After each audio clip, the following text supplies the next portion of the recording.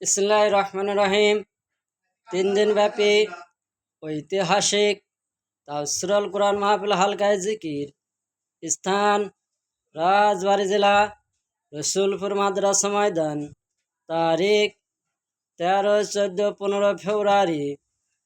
রোজ বৃহস্পতি, শুক্র, শনিবার। মাহফিলটি সার্বিক পরিচালনায় চার তরিকার পীরে মোকাম্মেল বাংলাদেশ জামাতুল সালেকিনের মহামান্য আমিরুল উমারা মরহুম পীর সাহেব রহমতুল্লাহ আলাইহির সুযোগ্য ছোট ভাই আলহাজ হজরত মাওলানা মাসুম বিল্লাহ নেসারি পীর সাহেব রসুলপুরি আরও দেশ বরণ্য ওলামায়ে কেরামগণ ও রসুলপুর পীর সাহেবের খলিফা বিন্দুরা ওয়াজ নসিহত ফরমাইবেন। উক্ত মাহফিলে সকল প্রকার ধর্ম মুসলমানদেরকে জিকিরের সাথে দলে দলে যোগদান করিয়া অসীম সওয়াবের ভাগী হন।